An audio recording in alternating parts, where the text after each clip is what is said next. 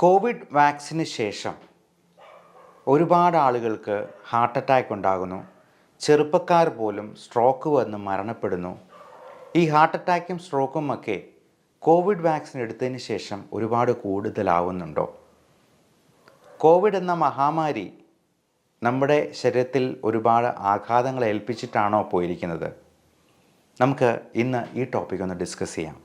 നമസ്കാരം, ഞാൻ doctor Bipin Jose, Pulmo medical centre, Pala, Kanjirappally and Sultan Bathery. ആദ്യം പറഞ്ഞതുപോലെ കോവിഡ് വാക്സിൻ നമ്മുടെ ശരീരത്തിൽ ഉണ്ടാക്കിയ പ്രശ്നങ്ങൾ കൊണ്ടാണോ ഈ ഹാർട്ട് അറ്റാക്കും സ്ട്രോക്കും ഒരുപാട് ചെറുപ്പക്കാരെ പോലും ബാധിച്ചിരിക്കുന്നത്? വളരെ ആരോഗ്യവാന്മാരായിട്ടുള്ള, നല്ല എക്സസൈസ് ചെയ്യുന്ന, ജിമ്മിലൊക്കെ പോയി നല്ല ജിം ബോഡിയുള്ള ആൾക്കാർ പോലും ഹാർട്ട് അറ്റാക്കായിട്ട് മരിച്ചു വീഴുന്ന വാർത്ത ഈ കഴിഞ്ഞ ദിവസം കൂടി കേട്ടതിൻ്റെ ഫലമായാണ് ഞാൻ ഈ വീഡിയോ ചെയ്യുന്നത് തന്നെ. കോവിഡ് വാക്സിൻ നമുക്കെല്ലാവർക്കും അറിയാവുന്ന പോലെ ഏറ്റവും ആദ്യം ആരോഗ്യ പ്രവർത്തകർക്കായിരുന്നു ഇത് കിട്ടിയത്. അതിൽ കേരളത്തിൽ തന്നെ ആദ്യം എടുത്ത ഒരു 50 ഡോക്ടർമാരിൽ ഒരാളാണ് ഞാൻ. അതിനുശേഷം ഞാൻ 3 ബൂസ്റ്റർ ഡോസും കൂടെ ടോട്ടൽ 4 ഡോസ് വാക്സിൻ എടുക്കുകയുണ്ടായി. എനിക്ക് അതിൻ്റെ ആ ഒരു ഉദ്ദേശശുദ്ധിയെപ്പറ്റി കൃത്യമായിട്ടുള്ള ബോധ്യമുള്ളത് കൊണ്ടും അതെങ്ങനെയാണ് ആക്ട് ചെയ്യുന്നത് എന്നുള്ളത് കൃത്യമായിട്ട് മനസ്സിലാക്കിയത് കൊണ്ടും പഠിച്ചത് കൊണ്ടും തന്നെയാണ് ഞാനത് എടുത്തത്. അതിനുശേഷം എനിക്ക് ആദ്യത്തെ ഡോസ് വാക്സിൻ എടുത്തതിന് ശേഷം നല്ല പനിയുണ്ടായി. അപ്പോൾ ഞാൻ ആദ്യം വിചാരിച്ചത് കോവിഡ് പിടിപെട്ടു എന്ന് തന്നെയാണ്. പിന്നെ ചോദിച്ചപ്പോൾ മറ്റു പല ഡോക്ടർമാർക്കും ഇങ്ങനെ പനി ഉണ്ടായി എന്നുള്ളത് മനസ്സിലായി. നല്ല കടുത്ത പനി തന്നെയായിരുന്നു. അതിനുശേഷം എനിക്ക് കുറേ നാളുകൾക്ക് ശേഷം ഒരു ഒമിക്രോൺ ഇൻഫെക്ഷൻ ബാധിക്കുകയും ചെയ്തു. എന്നാൽ അത് ചെറിയൊരു ജലദോഷമായിട്ട് ഒരു തരത്തിലുള്ള പ്രശ്നം ഉണ്ടാകാതെ അതങ്ങ് മാറിപ്പോവുകയും ചെയ്തു. പിന്നീട് അങ്ങോട്ട് കോവിഡ് ബാധ എനിക്ക് ഏറ്റതുമില്ല. അതിൻ്റെ ഫലമായിട്ടുള്ള ഒരു പ്രശ്നങ്ങളും ഉണ്ടായതുമില്ല. എന്നാൽ ഇനി അങ്ങോട്ട് എങ്ങനെയായിരിക്കും എന്നുള്ളത് വഴിയെ കാണാം എന്നുള്ളത് മാത്രമേ നമുക്ക് പറയാൻ പറ്റുള്ളൂ. ഇനി കോവിഡ് വാക്സിനെ പറ്റിയുള്ള ആക്ഷേപമാണ്. അതെടുത്തവർക്ക് ഹാർട്ട് അറ്റാക്ക് ഉണ്ടാകുന്നു, സ്ട്രോക്ക് ഉണ്ടാകുന്നു, മറ്റു തരത്തിലുള്ള പ്രശ്നങ്ങൾ, ബോഡി പെയിൻ, മുടി കൊഴിച്ചിൽ, അലർജി പ്രശ്നങ്ങൾ തുടങ്ങിയ പലതും പറയുന്നുണ്ട്. നമുക്ക് മനസ്സിലായ ഒരു കാര്യം, കോവിഡ് എന്ന മഹാമാരി നമ്മുടെ ശരീരത്തിൽ ബാധിച്ചിട്ട് പോകുമ്പോഴേക്കും നമ്മുടെ ശരീരത്തിൽ ഉണ്ടാകുന്ന പല കോവിഡാനന്തര പ്രശ്നങ്ങളിൽ നിന്നാണ് ഇത്തരത്തിലുള്ള കുഴപ്പങ്ങൾ ഉണ്ടാകുന്നത്. കൊറോണ എന്നല്ല, ഏതൊരു വൈറൽ ഇൻഫെക്ഷനും നമ്മുടെ ശരീരത്തിൽ ഒരുപാട് തരത്തിലുള്ള ഇൻഫ്ലമേറ്ററി റിയാക്ഷൻ ഉണ്ടാക്കുന്നുണ്ട്. ഇൻഫ്ലമേഷൻ എന്നതിൻ്റെ മലയാളം വാക്ക് നീർക്കെട്ട് എന്ന് തന്നെയാണ്. അത് നമ്മുടെ ശരീരത്തിൽ കൊറോണ എന്ന് പറയുന്ന വൈറസ് ചെറിയ രീതിയിലുള്ള ക്ഷതങ്ങൾ ഏൽപ്പിക്കും നമ്മുടെ രക്തക്കുഴലുകൾക്കുള്ളിൽ.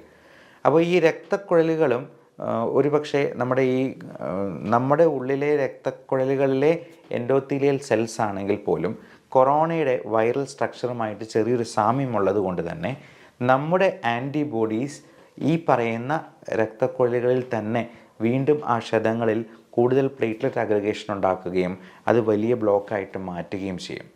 അപ്പോൾ അതിൻ്റെ ഫലമായിട്ടാണ് കൊറോണയ്ക്ക് ശേഷം, അല്ലെങ്കിൽ ഏത് വൈറൽ ഇൻഫെക്ഷൻ ആണെങ്കിലും അതിന് ശേഷം ഈ ഹാർട്ട് അറ്റാക്കും സ്ട്രോക്കും ഒക്കെ ഉണ്ടാകാനുള്ള സാധ്യത കൂടുന്നത്. കഴിഞ്ഞ ദിവസം ഒരു പേഷ്യൻറ്റ് ന്യൂമോണിയ ആയിട്ട് എനിക്ക് എൻ്റെ കീഴിൽ ICUയിൽ അഡ്മിറ്റ് ആയായിരുന്നു. അത് വളരെ വലിയൊരു pneumonia, frank large area of consolidation with air bronchogram എന്ന ടിപ്പിക്കൽ ന്യൂമോണിയ ഫൈൻഡിങ് ആയിരുന്നു അവരുടെ CT പിക്ചർ. അപ്പോൾ അവർക്ക് അതിനുശേഷം 2-3 ദിവസം കഴിഞ്ഞപ്പോഴത്തേക്കും ഭയങ്കരമായ ഛർദിയും ചെറിയ നെഞ്ചുവേദനയുണ്ടായി. ട്രോപ്പൈ എന്ന് പറയുന്ന എൻസൈം പോസിറ്റീവായിട്ട് വരികയും ഞാൻ കാർഡിയോളജിസ്റ്റിൻ്റെ അടുത്തേക്ക് റെഫർ ചെയ്യുകയും ചെയ്തു. എന്നാൽ ഈ വൈറൽ ഇൻഫ്ലമേഷൻ്റെ ഫലമായിട്ടുണ്ടായ ചെറിയ ബ്ലോക്കാണ് അവർക്ക് ഈ പ്രശ്നമുണ്ടാക്കിയത്. അത് കൊറോണ ആയിരുന്നില്ല, മറ്റു തരത്തിലുള്ള വൈറൽ ഇൻഫെക്ഷൻ കൊണ്ടുണ്ടാകുന്ന പ്രശ്നങ്ങളാണ് ഈ ന്യൂമോണിയയും അതിൻ്റെ ഫലമായിട്ടുള്ള ഈ ഹാർട്ട് അറ്റാക്ക് പോലുള്ള ബ്ലോക്ക് ഉണ്ടാക്കുകയും ചെയ്യുന്നത്. അപ്പോൾ നമുക്ക് എന്ത് ചെയ്യാൻ പറ്റും? ഇതിനെ പ്രിവെൻറ്റ് ചെയ്യാനായിട്ടുള്ള വാക്സിൻസ് എടുക്കുക എന്നുള്ളത് തന്നെ ഇതിന് ഏറ്റവും കരണീയമായിട്ടുള്ള മാർഗം. അത് കോവിഡ് വാക്സിൻ മാത്രമല്ല, ഏറ്റവും കൂടുതൽ നമ്മുടെ ഈ കോവിഡ് കഴിഞ്ഞെന്നാൽ, കൊറോണ കഴിഞ്ഞെന്നാൽ പിന്നെ ഏറ്റവും കൂടുതൽ നമ്മളെ ബാധിക്കുന്ന പ്രശ്നമാണ് ഫ്ലൂ വൈറസുകൾ. ഇൻഫ്ലുവൻസ ഗ്രൂപ്പിൽപ്പെടുന്ന പല വൈറസുകളും. കോവിഡ് തന്നെ ഒരു ഫ്ലൂ ലൈക്ക് വൈറസാണ്, ഫ്ലൂ ലൈക്ക് ഇൻഫെക്ഷനാണ്.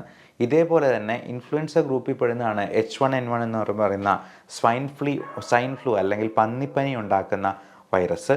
അതേപോലെ നമുക്ക് പലതരത്തിലുള്ള ബാക്ടീരിയൽ ന്യൂമോണിയ ഉണ്ടാകുന്ന ന്യൂമോകോക്കസ് ആണ് അതിലേറ്റവും പ്രധാനപ്പെട്ട വില്ലൻ. ഇങ്ങനെയുള്ള അതിനുള്ള വാക്സിനേഷൻസ് ഇന്ന് ലഭ്യമാണ്. അതിൻ്റെ ശൈശവദശയിലായിരുന്നു ഈ കോവിഡ് വാക്സിനേഷൻ എങ്കിൽ ഇത് വളരെ വർഷങ്ങളായിട്ട് വിദേശ രാജ്യങ്ങളിലൊക്കെ വിൻ്ററിന് മുമ്പായിട്ട് എല്ലാവരോടും എടുക്കാനായിട്ട് പറയുന്നതാണ്. അത് 6 മാസം മുതലുള്ള കുഞ്ഞുങ്ങൾക്കേ കൊടുക്കാറുണ്ട്. ഗർഭിണികൾക്ക് അത് നിർബന്ധമായിട്ടും എടുക്കാനായിട്ടാണ് ഇപ്പോഴത്തെ പ്രോട്ടോകോൾ പ്രകാരം പറയുന്നത്. അപ്പോൾ ഈ വാക്സിൻ എടുക്കുന്നതുകൊണ്ട് നമുക്കൊരു 60-70% ഇൻഫെക്ഷൻസ് പ്രിവെൻറ്റ് ചെയ്യാമെന്ന് മാത്രമല്ല, അലർജിയുള്ള പല ആളുകൾക്കും, പ്രത്യേകിച്ച് നമുക്ക് കുഞ്ഞു പിള്ളേർക്കൊക്കെ എന്ന് സ്കൂളിൽ പോയിട്ട് തിരിച്ചു വരുമ്പോഴത്തേക്കും അവർ പനിയും ചുമയും ജലദോഷമായിട്ടാണ് വരുന്നത്. അവർ വന്ന് ബാക്കിയുള്ള മുതിർന്നവർക്കും കൊടുക്കും. ഇതിൽ മുതിർന്നവരിൽ ആരെങ്കിലും പ്രായമുള്ള കോമോബിഡിറ്റീസ് ഉള്ള ആൾക്കാരൊക്കെ ചിലപ്പോൾ വളരെ മോശപ്പെട്ട അവസ്ഥയിലേക്ക് നീങ്ങിപ്പോവുകയും ചെയ്യും. അപ്പോൾ ഇങ്ങനെയുള്ള പ്രശ്നങ്ങളുണ്ടെങ്കിൽ, പ്രത്യേകിച്ചും അലർജി പോലുള്ള പ്രശ്നങ്ങളുണ്ടെങ്കിൽ തീർച്ചയായിട്ടും നിങ്ങൾ ഫ്ലൂ ഷോട്ട് എന്ന് പറയുന്ന ഫ്ലൂ ജാബ് എന്നൊക്കെയാണ് യൂറോപ്പിലും അമേരിക്കയിലൊക്കെ അതിനെ പറയാം. അത് എല്ലാ ആളുകൾക്കും വിൻ്ററിന് മുമ്പായിട്ട് എടുക്കണമെന്നാണ് അവിടുത്തെ പ്രോട്ടോകോൾ പ്രകാരം. ഇപ്പോൾ ഗൾഫ് രാജ്യങ്ങളിലും UAE, സൗദി, അതുപോലെ ബഹ്റൈൻ, ഒമാൻ തുടങ്ങിയ ഗൾഫ് മേഖലകളിലും ഇത്തരത്തിൽ വിൻ്ററിന് മുമ്പായിട്ട് അത് എടുക്കാൻ പറയാം. കാര്യം ഇപ്പോൾ ഗൾഫ് രാജ്യങ്ങളിലും വിൻ്റർ എന്ന് പറയുന്നത് നല്ല തണുപ്പുള്ള സമയം തന്നെയാണ്. ഏതാണ്ട് 10 ഡിഗ്രി സെൽഷ്യസ് ഒക്കെയാണ് രാത്രിയിലത്തെ അവിടുത്തെ ഒരു ആവറേജ് ടെമ്പറേച്ചർ. അപ്പോൾ അങ്ങനെയുള്ളപ്പോഴേക്കും നമുക്ക് ഈ ഫ്ലൂ പിടിപെടാനായിട്ടുള്ള സാധ്യത വളരെ കൂടുതലാണ്. ഈ അവസരത്തിൽ ഫ്ലൂ പിടിപെട്ടെന്നാൽ അത് കൂടുതൽ പ്രശ്നങ്ങളുണ്ടാക്കും. അത് അപ്പോഴത്തെ ആ പ്രശ്നം മാത്രമല്ല, തുടർന്നുണ്ടാകുന്ന വൈറൽ ഇൻഫ്ലമേഷൻ കൊണ്ടുള്ള പ്രശ്നങ്ങളുണ്ടാക്കാം. അപ്പം നമുക്ക് ഈ ഇൻഫ്ലമേഷൻ തടയാനായിട്ട്, നമ്മുടെ ഇമ്മ്യൂണിറ്റി ബൂസ്റ്റപ്പ് ചെയ്യാനായിട്ടുള്ള പല കാര്യങ്ങളുണ്ട്. അത് ഏറ്റവും പ്രധാനം വൈറ്റമിൻ സപ്ലിമെൻറ്റ്സും, നമ്മുടെ ആരോഗ്യം സൂക്ഷിക്കുക. ഡയബറ്റീസ്, ഹൈപ്പർ ടെൻഷൻ, കൊളസ്ട്രോളൊക്കെ ഉണ്ടെങ്കിൽ അത് പ്രോപ്പറായിട്ട് കൺട്രോളിൽ കൊണ്ടുപോകുക എന്നുള്ളതാണ്. പലപ്പോഴും നമുക്ക് അറിയാത്ത പല ഹോം റെമഡീസ്, നമ്മുടെ ഫുഡ് സപ്ലിമെൻറ്റ്സ് ഇതിന് ഹെൽപ്പ് ചെയ്യുന്നതാണ്. കുർക്കുമിൻ കോഫി അതിന് ഏറ്റവും നല്ലൊരു, കുർക്കുമിൻ മഞ്ഞൾ എന്ന് പറയുന്നത് വളരെ നല്ല ആൻറ്റി ഇൻഫ്ലമേറ്ററി പ്രോപ്പർട്ടീസ് ഉള്ളൊരു സാധനമാണ്. എന്നാൽ മഞ്ഞൾ നമുക്ക് വാരി തിന്നാനായിട്ട് കഴിയില്ല. അതൊരു 3 ഗ്രാമെങ്കിലും ഉള്ളിൽ ചെന്നാലേ നമ്മൾ ഉദ്ദേശിക്കുന്ന ഗുണം കിട്ടത്തുള്ളൂ. പലപ്പോഴും ക്യാൻസറിന് പോലും അമേരിക്കക്കാർ അതിന് പേറ്റൻറ്റഡ് ആയിട്ടുള്ള പല മെഡിസിൻസ് പോലും ഇറക്കിയിട്ടുണ്ട്. ഈ കുർക്കുമിൻ കോഫിയോട് ഒരു നാനോ ടെക്നോളജി വഴി ബന്ധിപ്പിച്ച് അതിൻ്റെ തേങ്ങാപ്പാലിൻ്റെ എസൻസും കൂടെ ചേർത്ത് വളരെ സ്വാദിഷ്ടമായൊരു കോഫിയും നമുക്ക് ഇപ്പോൾ ഇറക്കാൻ പറ്റുന്നുണ്ട്. കുർക്കുമിൻ കോഫി, കുർഫി എന്ന ചുരുക്കപ്പേരിൽ അറിയപ്പെടുന്ന ഒരു കോഫി. അപ്പം ഇത് എല്ലാ ദിവസവും 1-2 പ്രാവശ്യം കുടിച്ചാൽ തന്നെ നമ്മുടെ ഇമ്മ്യൂണിറ്റി ബൂസ്റ്റപ്പ് ആവുകയും നമുക്ക് പലതരത്തിലുള്ള ഇൻഫ്ലമേറ്ററി, ഈവൻ റുമറ്റോയ്ഡ് ആർത്രൈറ്റിസ് പോലുള്ള ആമവാദം, സന്ധിവാദം തുടങ്ങിയ പ്രശ്നങ്ങളിൽ നിന്ന് പോലും മുക്തി പ്രാപിക്കാനായിട്ട് പറ്റുമെന്നുള്ളതാണ്. കോവിഡ് അനന്തര സങ്കീർണതകൾ, ഇപ്പം ഫ്ലൂ അല്ലെങ്കിൽ കോവിഡ്, മറ്റു തരത്തിലുള്ള ഇൻഫെക്ഷൻസ് വരാതെ പ്രിവെൻറ്റ് ചെയ്യാനായിട്ട് നോക്കുകയാണ് ഏറ്റവും നല്ലത്. അതിന് വാക്സിനേഷൻസ് ആവശ്യമെങ്കിൽ നിങ്ങൾ എടുക്കുക തന്നെ ചെയ്യുക. നിങ്ങൾ ഡോക്ടറോട് ചോദിക്കുക. ഫ്ലൂ വാക്സിനേഷനെ പറ്റിയും ന്യൂമോകോക്കസ് വാക്സിനേഷനെ പറ്റിയും ന്യൂമോണിയ പ്രിവെൻറ്റ് ചെയ്യാനായിട്ടുള്ള മറ്റ് മാർഗ്ഗങ്ങളെ പറ്റിയും നിങ്ങൾ ഡോക്ടറോട് ചോദിച്ച് മനസ്സിലാക്കി വേണ്ട മുൻകരുതലുകൾ എടുക്കുക എന്ന് പറഞ്ഞുകൊണ്ട് നിർത്തുന്നു. Love and regards, doctor Bipin Jose, Pulma medical centre, Pala, Kanjirappally and Sultan Bathery.